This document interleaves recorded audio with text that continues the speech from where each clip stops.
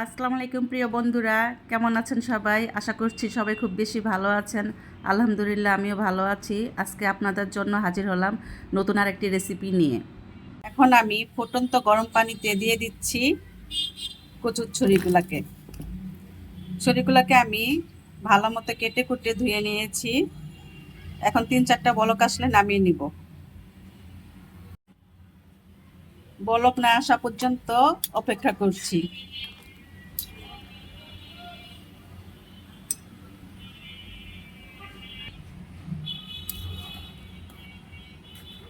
কচুর ছুরিটা হয়ে গিয়েছে, এখন আমি এটাকে নামিয়ে নিব।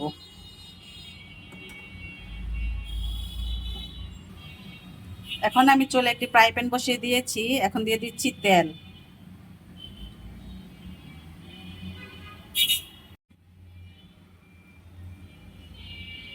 এখন আমি মাছটাকে হালকা ভেজে নিব।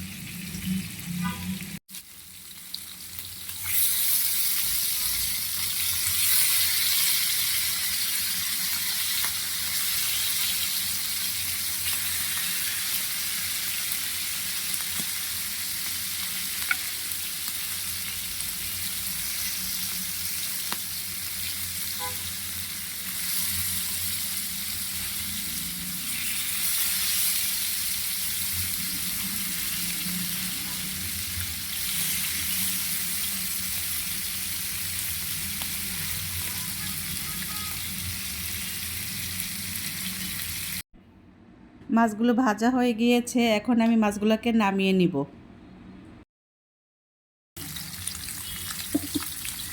মাছটা হয়ে গেলে আমি চুলায় একটি কড়াই বসিয়ে দিয়ে দিচ্ছি তেল। এখন দিয়ে দিচ্ছি পেঁয়াজ কুচি। পেঁয়াজগুলোকে আমি নরম না হওয়া পর্যন্ত ভেজে নিব।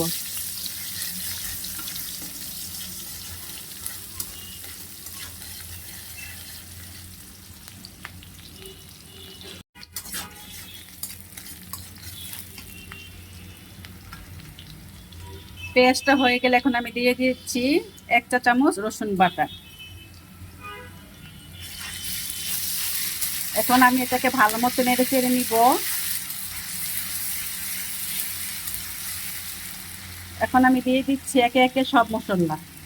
দিয়ে দিচ্ছি হলুদ গুঁড়ো 1.5 চা চামচ, মরিচ গুঁড়ো 1 চা চামচ,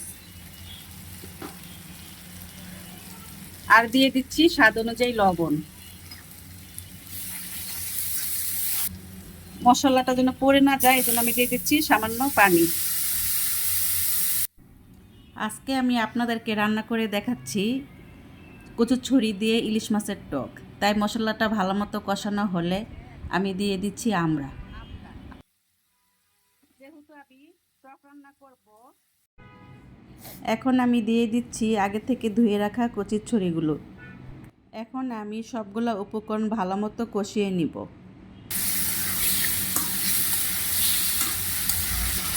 এই তো আমার কষানো হয়ে গিয়েছে, এখন আমি দিয়ে দিব ঝোলের জন্য পানি।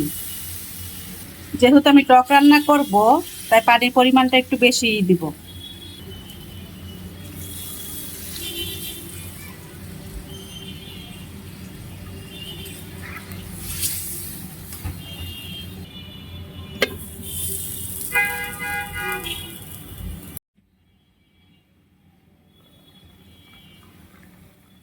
এখন আমি দিয়ে দিচ্ছি আগে থেকে ভেজে রাখা মাছগুলোকে।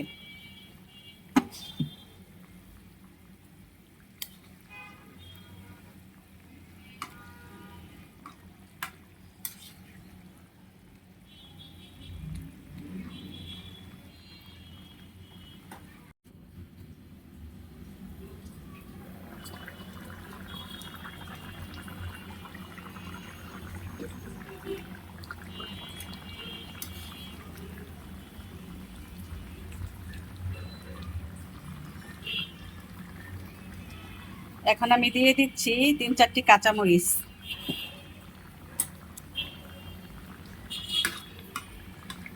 এই তো হয়ে গেল আমার খুবই মজার ইলিশ মাছের টক কচুরছড়ি দিয়ে।